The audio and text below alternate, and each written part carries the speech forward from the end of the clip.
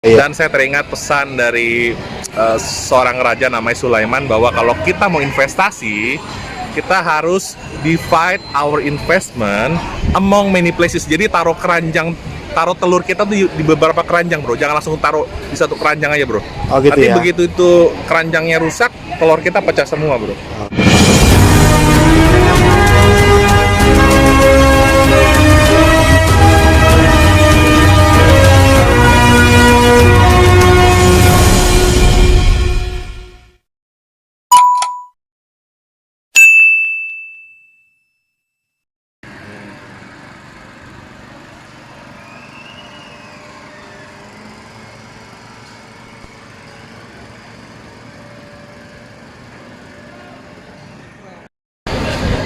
Halo guys, ketemu lagi di Kongko Hukum untuk masyarakat Indonesia. Sobat Kongko Hukum, kita akan bahas Kongko Hukum dengan Bang Albert Aris. Beliau adalah praktisi hukum dan juga akademisi hukum. Nah, sekarang beliau di sebelah saya. Halo, Halo, apa guys. kabar? Baik, Brother Ferdi. Ini susah nih, ketemu Bang Albert ini susah banget nih. Makanya sekarang ketemu langsung kita todong untuk Kongko Hukum. Siap. Nah, ini Bang Albert, ini kan di media sosial pemberitaan itu lagi rame tentang binary option ya. Nah, untuk kita diskusi hukum atau Kongko Hukum, menurut Bang Albert, binary option itu gimana, Bang Albert? Ya. Jadi binary option itu adalah sebuah instrumen perdagangan ya sebenarnya. Ini dalam konteks umum dulu saya sampaikan. Iya. Yang artinya itu kembaran atau pasangan atau twin lah. Belum lagi ditambah kata option yang artinya pilihan. Berarti memilih salah satu. Nah, dalam konteks trading itu artinya misalkan tadi trader itu disuruh memilih pilihan apakah suatu komoditi itu naik atau turun. Komoditinya itu bisa berupa misalnya emas, cryptocurrency, atau apalagi mata uang dan sebagainya, valuta asingnya. Oke, nah ini kan lagi rame di media tentang ada korban, ada pelaku binary option. Ini gimana nih? Dilihat dari perspektif hukum gimana nih, Bang Albert? Ya, sementara ini kan polisi sedang melakukan investigasi atau penyidikan terhadap orang-orang yang disangka atau diduga sebagai afiliator. Ya. Nah, bedanya afiliator dengan influencer itu adalah, ini menurut pandangan umum saja ya, Ferdi. Ya, silakan. Jadi kalau influencer itu dia sounding suatu hal atau mengampanyekan suatu hal dengan menerima atau tidak menerima bayaran di awal. Gitu ya. Influencer. Oke. Jadi dia bisa memberikan pandangan secara atau kampanye tertentu, barang tertentu, produk tertentu secara cuma-cuma atau dengan menerima bayaran di awal. Oke. Nah, tetapi kalau afiliator itu identik dengan menerima sesuatu dari hasil transaksi yang sudah berhasil dilaksanakan. Kalau bahasa MLM itu ada downline atau upline yang dia dapat presentasi dari situ gitu ya? Nah, kalau itu kaitan lagi dengan metode bisnisnya ya. Artinya kalau MLM itu kan berarti member get member. Anggota mendapatkan anggota. Sistemnya itu seperti piramida lah, ada top levelnya dan sebagainya. Betul. Kurang lebih seperti itu. Dan banyak sekali sekarang ini dikaitkan dengan skema Ponzi, mungkin pernah dengar ya skema Ponzi ya. Jadi member get member yang memang tujuannya itu lebih mengarah atau diduga seperti layaknya money game, brother. Iya. Nah, kemudian ini kan lagi ramai nih afiliator dijerat oleh hukum. Iya. Nah, kira-kira kalau afiliator itu dijerat tuh pasalnya pasal apa? Dan menurut pendapat Bang Albert tuh kira-kira dugaannya mengarahnya kemana, Bang Albert? Baik. Jadi kan tentunya kita mengedepankan asas presumption of innocence kan, praduga tidak bersalah. Pertama kali itu yang harus saya sampaikan. Jadi yang saya tahu penyidik itu mempersangkakan ada beberapa pasal Iya. Yang pertama pasal 27 ayat 2 Undang-Undang ITE. Tentang menyebarkan informasi yang bermuatan judi. Judian. Itu pertama.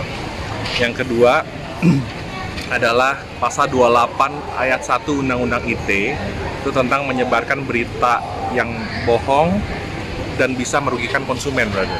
Oh gitu ya. Yang ketiga itu pasal 3 dan pasal 5 Undang-Undang Tindak Pidana Pencucian Uang. TPPU ya. Ya, pasal 35 itu untuk pelaku aktif, artinya pelaku yang melakukan pencucian uang Iya. dengan cara membagikan sesuatu, mentransfer sesuatu atau membagikan barang tertentu.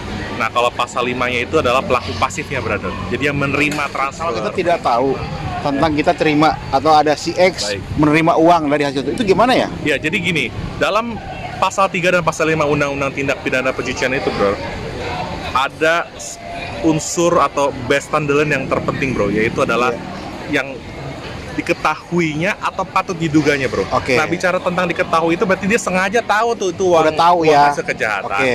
Atau yang kedua adalah patut diduga. Patut diduga itu ada alfa, bro. Dia nggak tahu ternyata dia terima uang hasil kejahatan, bro. Makanya setengah-setengah aja, setengah alfa pro parte dolus, pro parte culpa, bro. Oke, jadi soal hukum alpa itu adalah ketidaktahuan, kelalaian. Jadi tapi memang kalau dalam bahasa hukum itu alpa adalah apa ya? Ya, alfa kelalaian. Iya, Kalau kelalaian gitu. tadi mengetahui berarti dia sengaja. Oke. Dolus. Oke. Nah, kemudian ada pasal apa? Penipuan pidana. Ada Nah, juga jadi ya. selain 3 pasal tadi yang saya sebutkan, ada juga dipersangkakan pasal 378 ya tentang penipuan atau bedroh ya. Iya. Jadi rangkaian kebohongan, tipu muslihat, Menggerakkan orang lain. orang untuk membuat piutang atau menghapuskan hutang dan sebagainya. Nah, itu unsur-unsur pasal 378 sebagai delik material, bukti ini nggak mudah, brother. Oke, Jadi itu gitu tugas yang tidak mudah buat penyidik untuk membuktikan pasal 378. Oke, Bang Albert. Nah, tadi terkait dengan yang dijelaskan Bang Albert tadi, ini kan ada korban dan ada yang diduga melakukan. Nah, kira-kira dalam binary option ini yang menjadi dikatakan pelaku itu siapa aja dan siapa yang bertanggung jawab, Bang Albert? Ya, jadi ini berkaitan dengan kualifikasi suatu tindak pidana yang dilakukan oleh lebih dari satu orang, bro. Ini Oke. dugaannya, bro. Iya. Nah, kalau kita merujuk, itu patokannya bisa kita lihat dari pasal 55 KUHP tentang penyertaan, Turut serta ya. ya, atau pasal 56 KUHP tentang pembantuan. Oke. Ya kan? Nah, kalau kita lihat di pasal 55 itu ada orang yang melakukan atau player ya, ada orang yang menyuruh lakukan atau don player, don player ya orangnya, don player namanya itu. Soal hukum itu sana don plager. Yang ketiga adalah made player nih, orangnya yang melakukan made player, artinya turut bersama-sama melakukan. Oke, gitu. iya. Yang terakhir adalah with looker, orang yang menganjurkan, membujuk dengan sarana, kesempatan dan sebagainya, bro. Yang Oke. kalau 56 itu adalah yang membantu, bro. Perannya itu nggak terlalu signifikan. Makanya ancaman dari pasal, kalau satu pasal dijuntokan dengan pasal 56 itu ancamannya dikurang sepertiga. Tetapi kalau pasal 55 tadi ada 4 kapasitas pelaku, bro. Iya. Itu dipidana sama seperti pelaku, bro. Oh, Nanti gitu ya? masalah berat ringannya tergantung putusan hakim yang melihat. Tergantung dari majelis hakim yang perannya memutuskan seperti apa. perkaranya ya. Tapi ancamannya jadi sama, bro. Gitu, kalau dijuntokan dengan Oke. pasal 55. Nah, kita nggak tahu kan nanti perannya sesuai dengan kebenaran material yang dicari dalam setiap perkara pidana. Peran yang dari para tersangka ini bagaimana, gitu kan? Entah orang yang menyuruh lakukan kah, atau orang yang turut bersama melakukan kah, atau orang yang menganjurkan kah, ibaratnya gitu, bro. Nanti kita lihat, bro. Nah, nanti gimana fakta-fakta di persidangan diungkap di persidangan gitu ya. Yes, betul, bro. Oke. Nah, kemudian kalau untuk korban harusnya melakukan apa nih, Bang Albert? Iya. Jadi kan sebenarnya kalau kita lihat di dalam pasal 98 KUHP itu, bro, Iya. ada ketentuan yang disebut dengan penggabungan gugatan ganti kerugian Dalam perkara pidana ya. dalam perkara pidana. Oke. Kalau suatu perbuatan pidana itu merugikan orang lain secara perdata, bro, Oh. gitu ya. Nah, jadi itu bisa digabungkan nanti dengan tuntutan. Nah, oleh karena itu kan saya dengar salah satu pejabat kepolisian mengatakan bahwa silakan bentuk paguyuban atau dan sebagainya untuk bersama-sama mengajukan gugatan perdata tersebut yang digabungkan nanti oleh tuntutan jaksa penuntut umum, bro, di perkara itu. Nah, kalau tidak ada paguyuban bagaimana? Apakah mungkin pribadi-pribadi atau bagaimana, Bang Albert? Ya, jadi ini sekali lagi berkaitan dengan sitaan ya, bro. Iya. Sitaan dalam arti kata gini, sitaan itu kan selain bisa dilakukan terhadap alat yang digunakan untuk melakukan tindak pidana, bisa juga terhadap hasil dari tindak pidana, bro. Oke. Nah, sementara ini setahu saya polisi sudah menyita beberapa aset dari tersangka, ya kan, melakukan penyitaan. Nah, kalau seandainya para korban itu nanti tidak mengajukan gugatan atau melakukan penggabungan gugatan ganti kerugian dengan tuntutan, bro, nanti itu saya khawatir ya nanti putusan hakimnya itu tidak menyebutkan kepada siapa sih bro barang hasil sita itu dikembalikan gitu brother. Ya. Jadi memang kalau bicara paguyuban berarti ada sebuah badan hukum atau apalah istilahnya. Nggak harus badan hukum sih bro, yang penting kan jelas nih siapa sih para korbannya, apakah betul dia melakukan transaksi tersebut, binary option yang dia ambil, berapa kerugiannya, sampai nanti terakhir bagaimana distribusinya bro. Oh gitu ya. Iya. Nah jadi si korban ini agar melakukan upaya hukum dalam bentuk gugatan di penggabungan gugatan ganti kerugian dengan digabungkan dengan tuntutan jaksa. Sebenarnya gini bro, kalaupun pada akhirnya nanti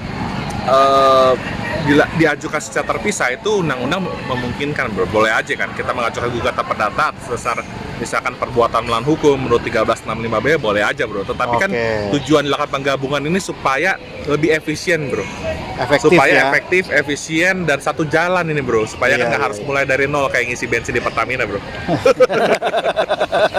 Gitu, itu tujuannya. Tetapi sekali lagi pilihan sih, karena kan berlaku ketentuan pasal 1131 Kitab Undang-Undang Hukum Perdata bro, bahwa segala kebendaan si berutang, maksudnya yang membuat rugi, itu menjadi jaminan pelunasan bagi hutang pelaku, baik yang sekarang ada maupun di kemudian hari ada nanti bro. Gitu. Oke gitu ya. Untuk closing statement apa nih Bang Albert? Ya, jadi di tengah era pandemi seperti ini ya, dimana orang mungkin sebagian yang punya uang atau punya dana lebih bingung untuk menginvestasikan dananya kemana, tolong dipastikan bahwa ketika Anda berinvestasi, pilihlah tempat yang memang sudah ada pengawasan yang jelas, misalkan dari OJK atau dari Bapepti seperti gitu kan. Dan saya teringat pesan dari seorang raja namanya Sulaiman, bahwa kalau kita mau investasi, kita harus divide our investment among many places. Jadi taruh telur kita tuh di beberapa keranjang bro, jangan langsung taruh di satu keranjang aja bro. Gitu nanti ya? Begitu itu keranjangnya rusak, telur kita pecah semua bro. Gitu. Oke. Gitu dulu Sobat Kongko Hukum. Makasih Bang Albert sudah Kongko Hukum. Semoga ini mengedukasi masyarakat atas pendapat Bang Albert di Kongko Hukum. Thank you Kongko Hukum. Mantap.